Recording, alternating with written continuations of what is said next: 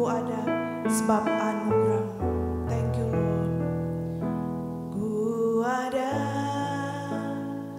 sebab anugerah-Mu. Ku ada karena kasih-Mu, Tuhan Yesus. Ku berterima kasih buat kasih rahmat-Mu. Ku ada sebab anugerah-Mu. Ku ada karena kasih-Mu, Tuhan Yesus. Ku berterima kasih buat kasih rahmat-Mu. Terima kasih Yesus, Yesus. Terima kasih karena anugerah-Mu buat hidupku sekarang. Ku kan memuji-Mu selamanya. Ku ada anugerah-Mu. Ku ada sebab anugerah-Mu. Ku ada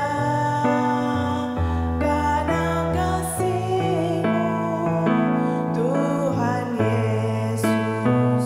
Ku berterima kasih buat kasih rahmat-Mu. Terima kasih Yesus. Terima kasih Yesus, Yesus. Terima kasih karena anugerah-Mu buat hidupku sekarang. Ku kan memuji-Mu selamanya. Terima kasih, terima kasih Yesus, Yesus. Terima kasih karena anugerah-Mu buat hidupku sekarang. Ku kan memuji-Mu selamanya. Mari katakan terima kasih Yesus. Terima kasih. Thank you Lord. Yesus, Yesus. Terima kasih karena anugerah-Mu buat hidupku sekarang. Ku kan memuji-Mu selamanya. Kami bersyukur Tuhan bahwa Engkau baik Tuhan dalam kehidupan kami Tuhan. Gak ada kata-kata Tuhan yang cukup yang kami bisa persembahkan buat Engkau Tuhan. Engkau baik, Engkau sangat baik Tuhan. Kalau kami ada Tuhan saat ini karena anugerah-Mu Tuhan. Thank you Lord, thank you Jesus. Mari saudara sekalian naikkan pujian-Mu, naikkan ucapan syukur, berterima kasih buat Tuhan. Terima kasih Tuhan karena Engkau baik, karena Engkau setia Lord. Thank you Tuhan untuk keluarga kami, thank you untuk kesehatan Tuhan. Thank you Tuhan buat kasih setia-Mu, thank you buat pekerjaan, thank you Tuhan untuk anak-anak Tuhan. Kami berterima kasih untuk penjagaan-Mu, thank you Tuhan. Kalau kami boleh menikmati hidup ini Tuhan karena anugerah-Mu Tuhan. Terima kasih Lord, thank you Lord.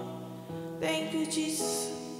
I am here because of your love. Thank you Jesus. I am here because of your love.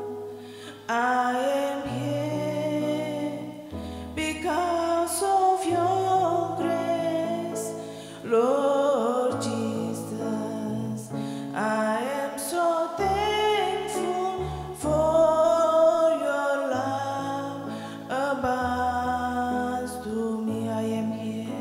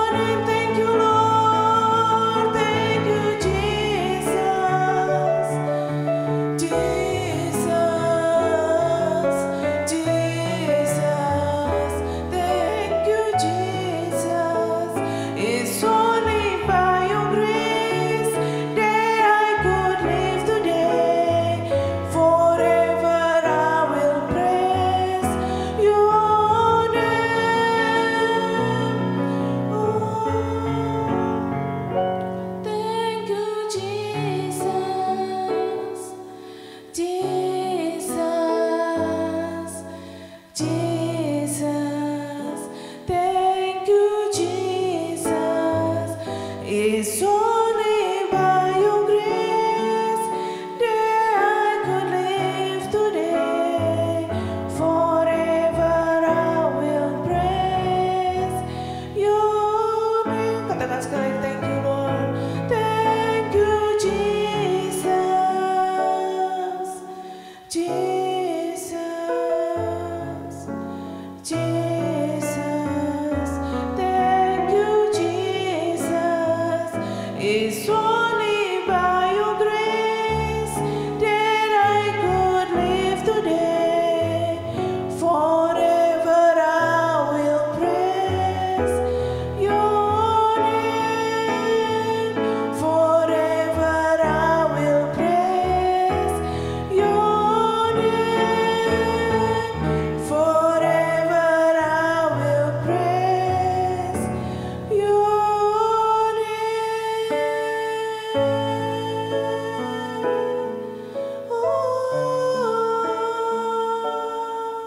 Kami sembah Engkau, kami muliakan. Thank you Lord. Thank you Jesus. We bless your name. We bless your name. We bless you Lord. Thank you Lord. Thank you Jesus. Thank you Lord. Thank you Jesus. You are wonderful Lord. Terima kasih Lord. Kau baik Tuhan. Kau luar biasa Lord. Thank you Jesus. Jesus. Jesus. Thank you Jesus. It's only by your grace that I could live today. Forever I will praise your name.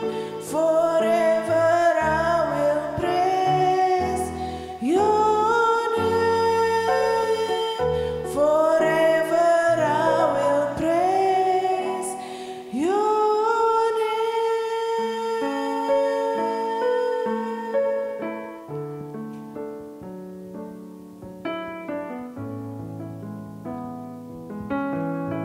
Terima kasih Tuhan. Thank you Lord for this morning. Thank you for this opportunity that we are here, that we can come back home, Lord, into your presence, that we can just worship you together as a family, as one heart and one unity, Lord.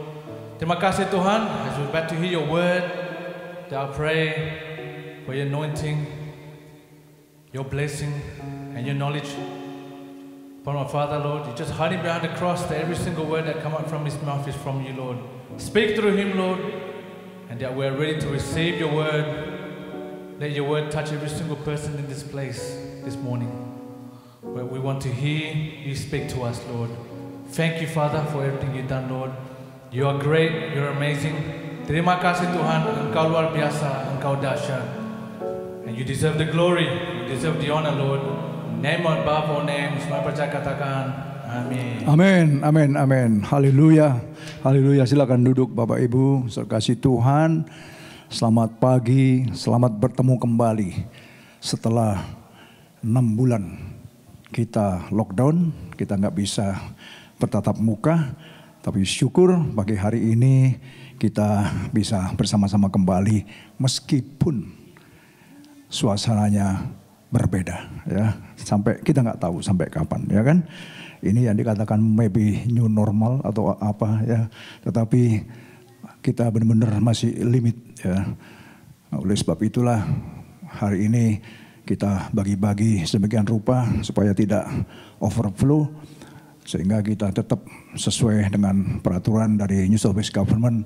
Kita akan tetap patuhi, ya. Dan perlu juga saya ingatkan, CCTV banyak around sini, jadi keep distance, ya, jangan terlalu dekat, ya. Dan apa itu hand sanitizer, Ya, itu yang mereka memang selalu anjurkan ya.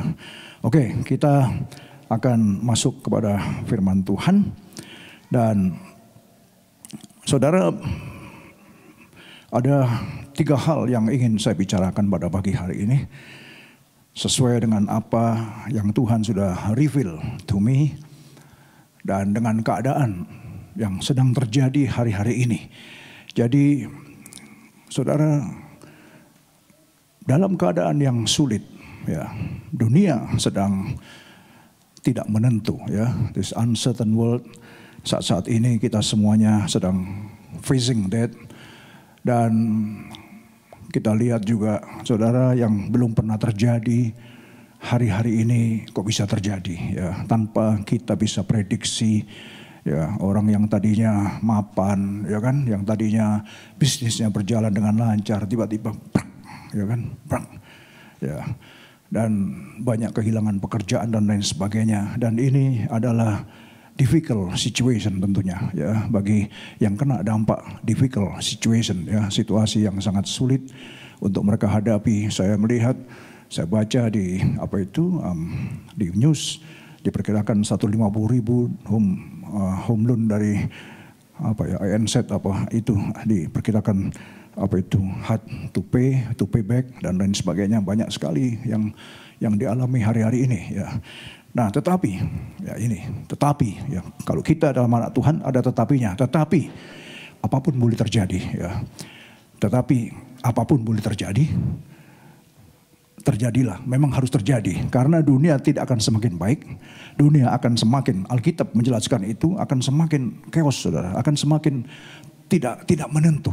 Ya, tetapi orang-orang percaya ini bagaimana sikap kita, bagaimana kita posisikan diri kita, ya, dalam kesulitan, dalam problema, dalam masalah, apa yang harus kita tindak lanjuti. Saya melihat, saudara, apa yang sudah dicatat di Alkitab, yang pagi hari ini ingin kita buka sama-sama, ya. Kalau saudara mempelajari tentang sejarah, ya, karena gimana pun juga kita sebagai orang percaya tidak bisa lepas dengan, ya, apa yang terjadi dengan apa yang sudah lewat, terutama khususnya dengan yang berhubungan dengan bangsa Israel, ya. Suku Yehuda tentunya yang ingin kita bicarakan pada pagi hari ini. Saya melihat, ya, Hizkia, ya, salah satu raja Yehuda, di mana dia ini adalah salah satu raja yang berani membuat terobosan, ya, di dalam ibadah. Karena apa? Waktu itu papanya dia, ya, ayahnya dia, Raja Ahaz, dia sudah melenceng daripada ketetapan yang Daud sebagai leluhurnya menetapkan. Dan dia sampai saking takutnya dikepung oleh pasukan-pasukan musuh, sampai datang ke Damaskus, ya, ke Damsyik atau Damaskus, untuk melihat dan minta bantuan raja di sana dan melihat, wah, cara penyembahannya, berhalanya bagaimana. Dia import ke Yerusalem. Kemudian dia model itu dia pakai. Bahkan anaknya sendiri dia korbankan, dibakar, saudara. Satu kejijikan bagi Tuhan. Nah, sehingga itu yang menjadikan penghukuman-penghukuman bagi bangsa yang sudah dipilih, yang sudah dikuduskan oleh Tuhan, dijadikan the holy nation, tetapi tidak menghargai apa yang Tuhan sedang rencanakan dalam hidup mereka. Tapi kembali, karena memang hidup ini free will. Ini masalahnya, ya kan? Terserah, up to us. Ya, what we should do is up to us. Pilihan terserah kita masing-masing. Tetapi alangkah baiknya kalau kita melihat dan mempelajari dan mencontoh apa yang perlu dan baik untuk kita contoh, why not, ya kan? Oleh sebab itulah pagi hari ini kita akan melihat sepak terjang daripada Hizkia. Ya, saya beri tema God intervenes in all difficult situation. Tuhan campur tangan di dalam setiap kesulitan-kesulitan yang ada, situasi yang ada. Nah, mungkin kita dalam keadaan sulit bagi hari-hari ini, ya, saya tidak tahu, ya.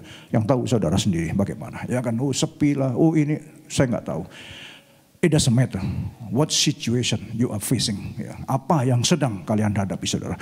Kita belajar bagaimanakah Hizkia menghadapi kesulitan ini, ya. Nah, yang pertama, Oh, ini dulu. There are 3 things that made God intervenes in our difficult situation. Ada tiga hal yang membuat Tuhan itu mau campur tangan. Tuhan mau involve, Tuhan mau terlibat di dalam setiap masalah kesulitan kita. Ya, ada 3 hal. Ya. Dan ini perlu kita pelajari, saudara. 3 hal ini apa? Kalau ini kita praktekkan, saya yakin, saya percaya, setiap kesulitan akan pasti kita lewati. Amin. Nah, oke. Yang pertama, 2 Tawarik 31:20. Demikianlah perbuatan Hizkia di seluruh Yehuda. Apa? Ia melakukan apa yang baik, apa yang jujur, dan apa yang benar di hadapan Tuhan Allahnya. Perhatikan, dia melakukan apa yang baik, apa yang jujur, dan apa yang benar di hadapan Tuhan. Ini yang pertama. Jadi dia lakukan itu. Sementara orang-orang gak jujur, orang-orang gak benar, orang-orang yang gak baik. Mereka sudah kacau balau sekali. Tapi Hizkia membuat satu terobosan. Dia sebagai leader. Ya, ingat, dia raja, dia leader. Kita pun juga leader, kita bukan til, amin. Jadi bicara leader, kita pun juga leader. Untuk ngelit diri kita sendiri. Kita harus bisa ngelit diri kita sebelum kita ngelit orang lain. Nah, Hizkia sebagai leader, dia katakan bahwa ia melakukan apa yang baik, apa yang jujur, apa yang benar di hadapan Tuhan. Dalam setiap usaha yang dimulainya, untuk apa? Pelayanannya terhadap rumah Allah. Tekankan baik-baik di sini. Pelayanan terhadap rumah Allah, pelayanan terhadap pekerjaan Tuhan, untuk pelaksanaan Taurat dan perintah Allah, ia mencari Allahnya. Dan semuanya itu dilakukan dengan segenap hati, segenap hati. Hizkia membuat restorasi, terobosan di dalam penyembahan. Saya nggak sempat untuk membuka ini semua. Nanti saudara pelajari aja di rumah masing-masing. Bagaimana pada waktu itu Ahaz ayahnya sudah menutup bait Allah. Bait Allah ditutup, bahkan barang-barangnya dikeluarin. Pokoknya sudah nggak ada penyembahan kepada Tuhan, nggak ada. Ya, ini bangsa pilihan. Begitu dia diangkat jadi raja, yang dia lakukan adalah membenahi rumah Allah, bait Allah dibenahi. Ya, kalau kita ngomong sekarang adalah ya secara korporat, ya secara bersama-sama kita sekarang ada dalam rumah Allah. Meskipun sekarang itu konteks rumah Allah itu ada di sini, ya itu ya kita benahi. Nah, di dalam hal ini dia benahi, saudara. Ya. Dalam setiap usaha yang dimulainya untuk pelayanannya terhadap rumah Allah dan untuk pelaksanaan Taurat dan perintah Allah, ia mencari Allahnya, semuanya dilakukan dengan segenap hati. Bukan setengah hati. Sepenuh hati. Full heart. Orang kalau kita melakukan segala sesuatu untuk Tuhan dengan full heart, kita tidak akan pernah tersinggung, saudara. Kita tidak akan pernah, karena apa? Fokusnya bukan kepada kita. Fokusnya bukan self center. Fokusnya adalah kepada Dia. Aku lakukan Tuhan dengan sepenuh hati. Jadi baik apa enggak baik menurut siapa? Yang penting aku sudah melakukan. Ya, yang nilai kan Tuhan, ya kan? Karena kita nggak bisa lihat hati manusia. Tuhan yang melihat hati kita. Nah, ya, in everything that he undertook in the service of God's temple and in obedience, dalam ketaatan kepada hukum-hukum Tuhan dan perintah-perintahnya, ia mencari Allahnya dengan hati yang sepenuh hati, segenap hati. Ya, ini saudara. Ya, kemudian lihat, sebagai seorang leader, ya, sebagai seorang leader, ya, dia bisa memberikan kata-kata seperti yang ditulis dalam ayat 7 kepada rakyat. Dikatakan apa? Karena waktu itu mereka, kenapa kata-kata ini timbul? Karena waktu itu mereka sudah dikepung. Ya, jadi dikepung oleh tentara Assyria, bahkan kota-kota Yehuda sudah diambil alih dan Yerusalem akan direbut. Nah, Hizkia sebagai seorang yang melakukan yang benar di hadapan Tuhan. Berarti Hizkia ini punya relationship dengan Tuhan, ya. Hizkia ini punya hubungan pribadi yang baik dengan Tuhan.